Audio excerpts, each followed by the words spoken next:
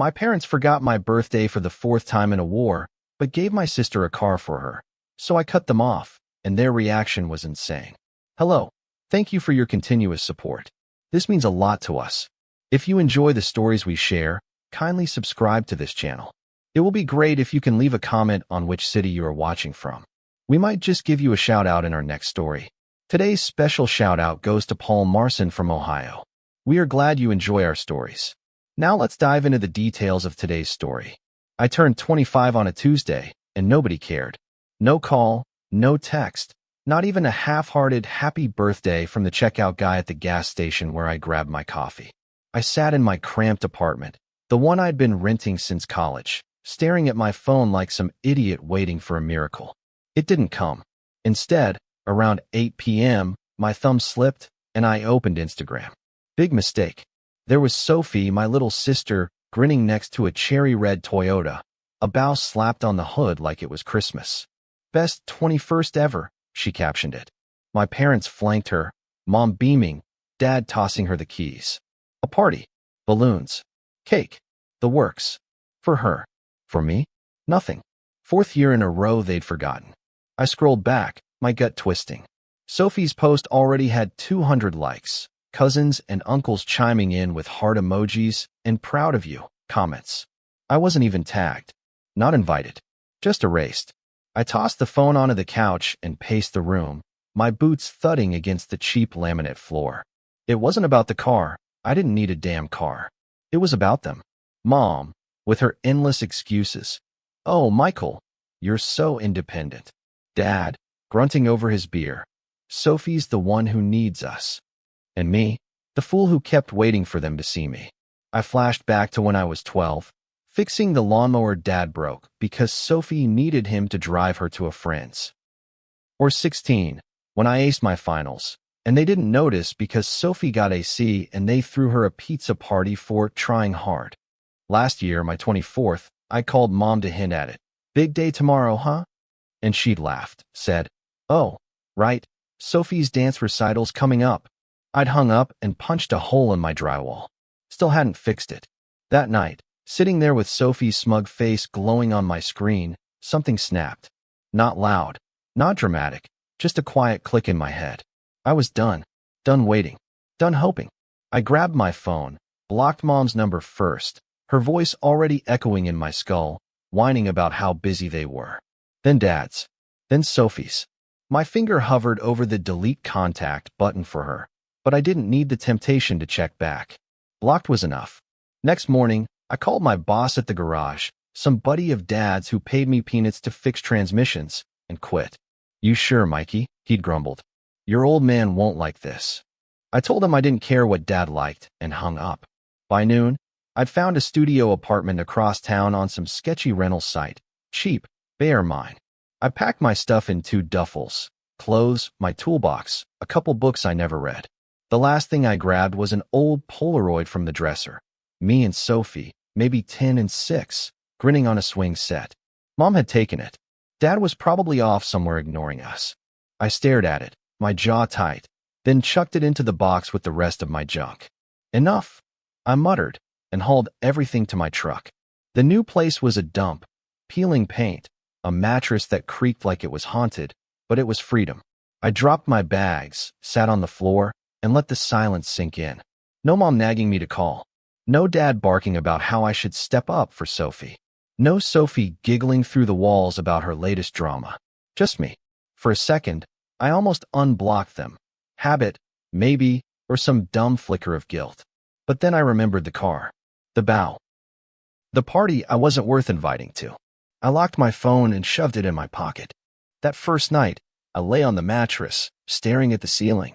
I didn't sleep much, kept thinking about how they'd react when they figured it out. Would they even notice? Probably not until Sophie needed something and I wasn't there to fix it. I pictured Mom's face, all pinched and teary, like she was the victim. Dad's fists clenched, ready to lecture me about respect. Sophie pouting, because how dare I steal her spotlight by disappearing? I smirked into the dark. Let them figure it out. I was gone. By the end of the week, I'd sold my old couch online and used the cash to buy a cheap coffee maker. I didn't need much, just a start. I'd find a job, something that wasn't tied to Dad's greasy fingerprints. I didn't know what came next, but I knew one thing. I wasn't going back. Not to that house. Not to that life. Not to being the ghost they stepped over to get to Sophie. I was out, and they'd have to deal with it. The first week in the new place felt like holding my breath. I'd wake up, half expecting Mom to bang on the door or Dad to call me an idiot for bailing. Nothing. Just quiet. I didn't mind it. It gave me room to think, to figure out who I was when I wasn't their errand boy. I needed cash, though, so I hit the pavement looking for work. Found it at a salvage yard on the edge of town, rusted hulks of cars stacked like tombstones, run by a guy named Tony who didn't ask questions. You know engines? He grunted. I nodded. Start tomorrow. That was it. No Dad's buddy breathing down my neck. Just me and the machines. First day, I met Ezra. He was leaning against a busted Chevy, arms crossed, tattoos snaking up his neck. Looked like he'd been born with a wrench in his hand. You're the new guy, he said, not a question. I shrugged, and he smirked. Don't talk much, huh? Good. Less bullshit. I liked him already. He didn't pry, just handed me a socket wrench and pointed at a pickup with a seized engine. We worked in sync, him cussing at bolts, me tearing into the guts of it. Felt right, like I could breathe again. 2 weeks passed like that. No word from Mom, Dad, or Sophie. I'd blocked them, sure, but part of me figured they'd find a way, through a cousin, maybe, or one of Dad's loudmouth friends. Nothing. I started to think they hadn't even noticed I was gone. Then, one afternoon, I was elbow deep in a carburetor when my phone buzzed. Old voicemail, pre-block. I should have ignored it, but curiosity won. I wiped my hands and hit play. Sophie's voice chirped through. Hey, Mikey, you didn't like my car post. Rude much? Mom's freaking out. Says you're ignoring us. Call her, Kay. I snorted. 2 weeks, and that's what got their attention. Sophie's ego bruised because I didn't kiss her digital ass. Next message was Mom, right on cue. Michael, what's going on? Sophie's upset, and I haven't heard from you. After all we've done, this is how you act. Her voice cracked like she was auditioning for a soap opera. I deleted it mid-sentence. Then my inbox lit up. Text from an unblocked cousin, Mark. Dude, your mom's losing it. Says you're breaking her heart. What's up? I didn't reply.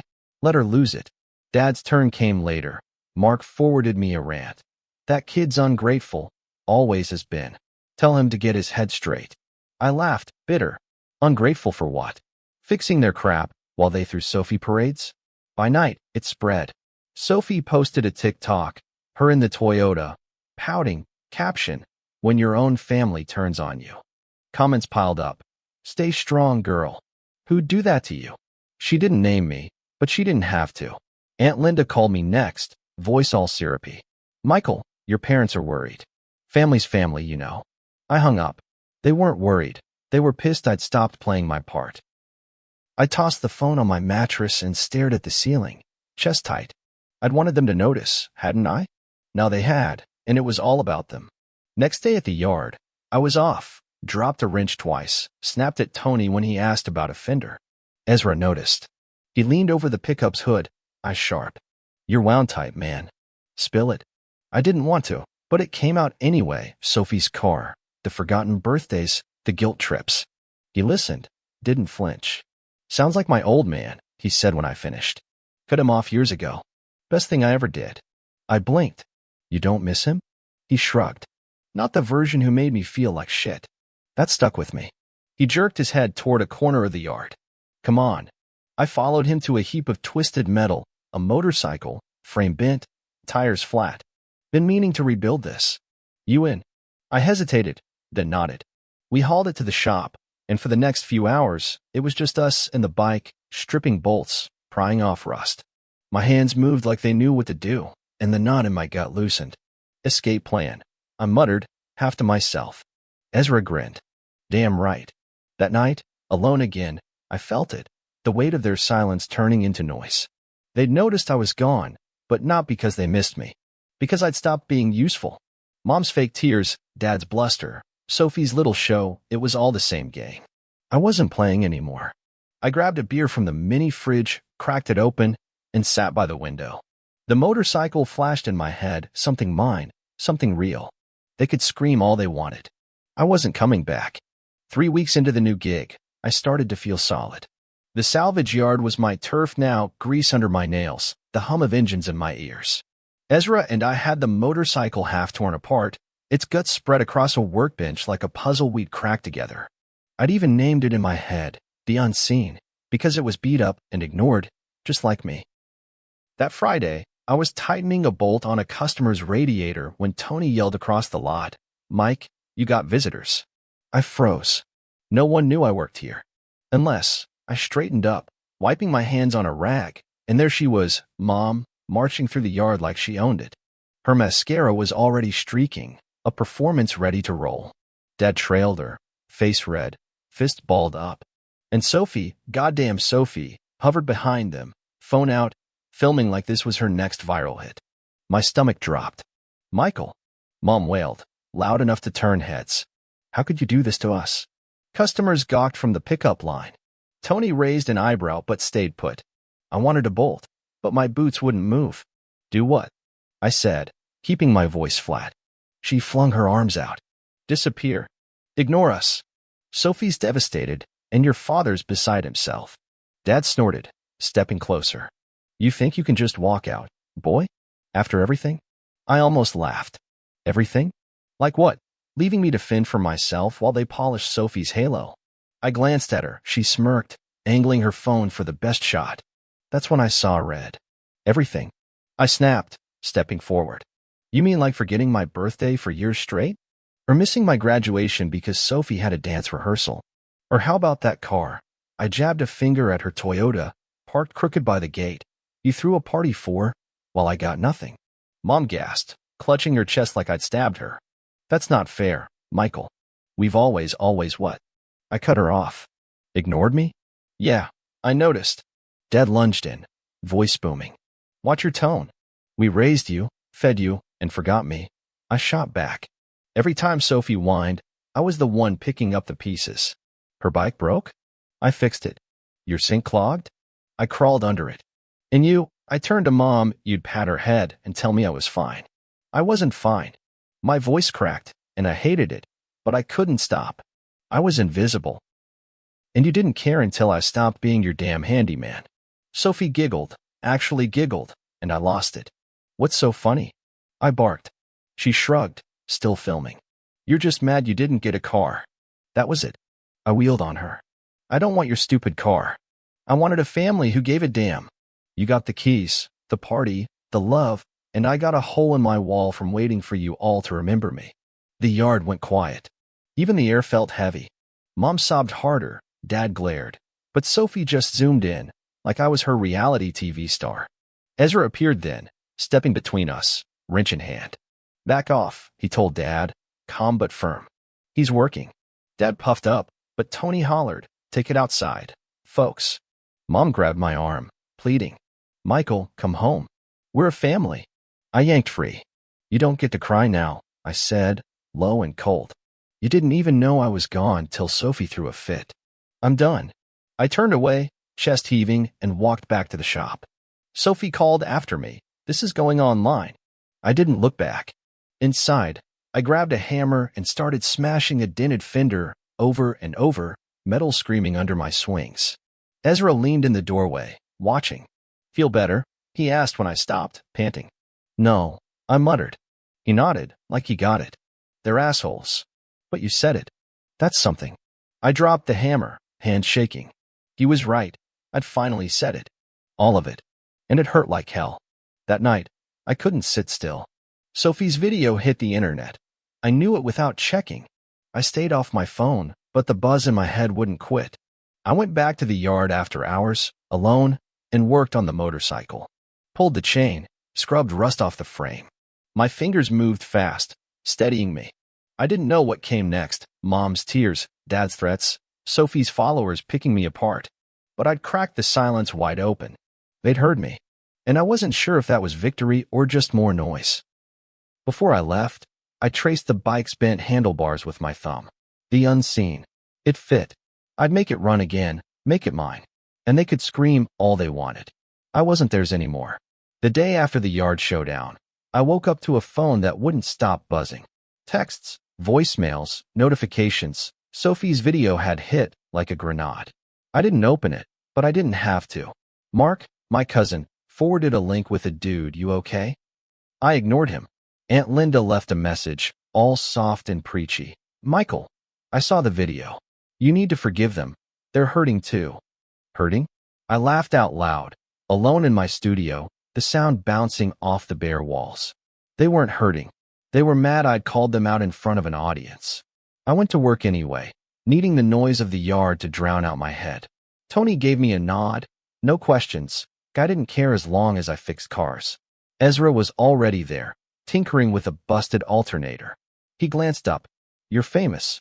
I grunted, grabbing a wrench. Sophie's famous. I'm just the jerk in her story. He smirked. Saw it. You're trending under family drama. Half the comments say you're a badass. Half say you're a crybaby. I tightened a bolt too hard, stripping it. Great. By lunch, I couldn't dodge it. Some coworker, Jake, loudmouth with a buzz cut, shoved his phone in my face. There I was, yelling at Mom. Dad looming, Sophie's smug zoom in on my face mid-rant. 2 million views. Comments scrolled fast. He's ungrateful AF. No wonder they forgot him. Dude's got a point. Favoritism sucks. Jake grinned. You're a meme now, Grayson. I shoved the phone back. Good for me. But my chest felt tight, like I couldn't get enough air. That night, I sat on my mattress, staring at the wall. The video played in my skull anyway. Mom's fake sobs, Dad's growl, my own voice breaking. I'd wanted them to hear me, but this? Strangers picking me apart, Sophie raking in likes. It wasn't what I'd pictured. I grabbed my keys and headed to the yard. The motorcycle waited, half-built, its frame gleaming where weeds scrubbed the rust. I started working, tightened the chain, bolted on a new bracket. My hands knew what to do, even if my head didn't. Ezra showed up an hour later, unannounced. He leaned against the workbench, arms crossed. You're brooding, he said. I kept my eyes on the bike. Just working. He snorted. Bull. You're replaying that fight, wondering if you're the asshole. I stopped, wrench mid-turn, and glared at him. What's your point? He stepped closer. My point is you're still letting them run the show. They've got you doubting yourself, same as they always did. I wanted to argue, but he wasn't wrong. I'd spent years proving I didn't need them. Good grades, steady jobs, fixing their messes, and they'd still picked Sophie. Now I'd screamed it to the world, and half the world called me selfish. Was I? I dropped the wrench, ran a hand through my hair. I just wanted them to see me, you know? Not this. Ezra nodded, slow. Yeah, I get it. My dad was the same. Big shot who didn't give a damn till I walked. Took me years to stop caring what he thought. That hit me. How'd you do it? I asked. He shrugged. Built my own life. Stopped looking back. He tapped the motorcycle with his boot. This is yours. They don't own it. They don't own you. I looked at the bike, the unseen, and something clicked. I'd been chasing their approval, even when I cut them off. The fight, the video, my anger, it was all still about them. Next day, I finished the bike with Ezra. We mounted the tires, hooked up the fuel line, tested the throttle. It growled to life, rough but alive. I grabbed a welder from the shop, etched "I am enough" onto a small steel plate, and bolted it to the frame. Not flashy, just mine. I snapped a photo, printed it at a corner store, and mailed it to Mom and Dad's address. No note, no explanation. It wasn't for them to understand. It was for me to let go. That night, I rode it for the first time. The engine roared under me, vibrating through my bones. I took it slow around the block, then faster, the lights blurring past. For once, I wasn't thinking about Mom's tears or Dad's lectures or Sophie's smirk. I wasn't the forgotten kid, the fixer, the ghost. I was just Michael, and that was enough. The video could burn online. The family could talk. They didn't get to define me anymore. I'd built this. I'd earned this.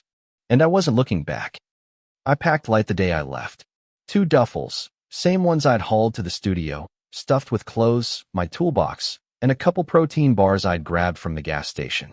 The motorcycle sat outside, gleaming under the streetlight, its engine still warm from a test run. The unseen. My hands had rebuilt it, piece by piece, and that little plate, "I am enough," caught the light every time I glanced at it. I didn't know where I was going, just that I was done staying.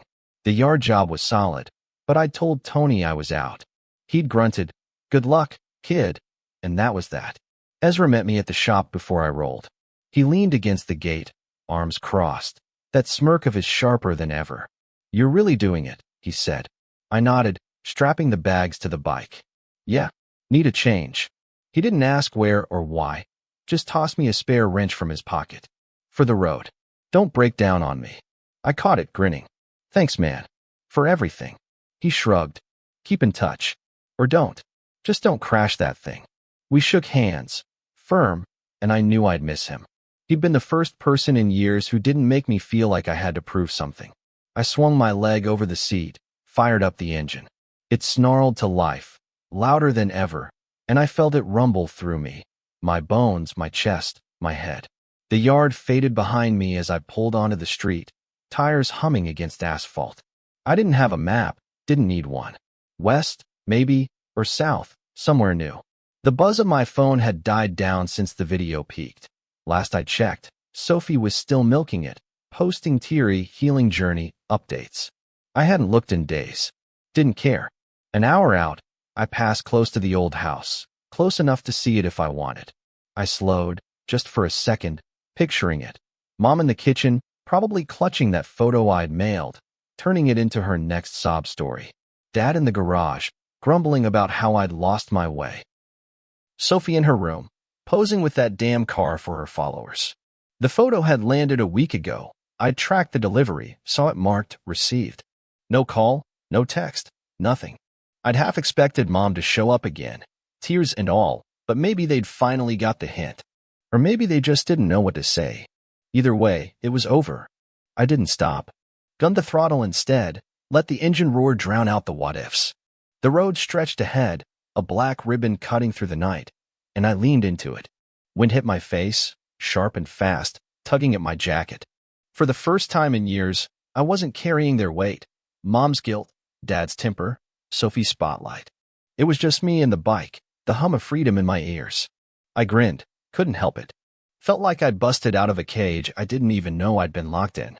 The highway opened up, endless and dark, dotted with headlights from strangers I'd never meet. I thought about Ezra's words, building my own life, not looking back. He'd been right.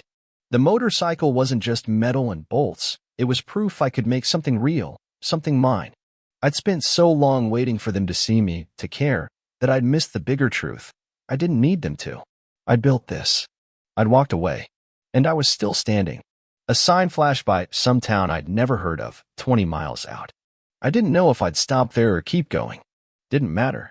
The point wasn't the destination, it was the ride. I glanced at the plate welded to the frame, its words glinting in the dashboard glow. I am enough. Damn right I was. They could keep their car, their parties, their drama. I had the road, and that was more than they'd ever given me. The engine growled louder as I pushed the speed, the world blurring past. I thought about the kid I'd been quiet, waiting, hoping they'd turn around. He was gone now, left behind with that old Polaroid and a lifetime of being second. This Michael? He didn't wait. He rode. And as the miles stacked up, I felt it, freedom, real and raw, pumping through me like fuel. I looked back once, just a flick of my eyes, then faced forward. The plate shone. The road called. I answered with a twist of the throttle, and I was gone. If you felt Michael's ride, from being forgotten to breaking free, hit that like button and tell me in the comments. Have you ever had to cut someone off to find yourself? Subscribe for more stories about real people fighting for their own road. Next time, we're diving into another journey. Don't miss it.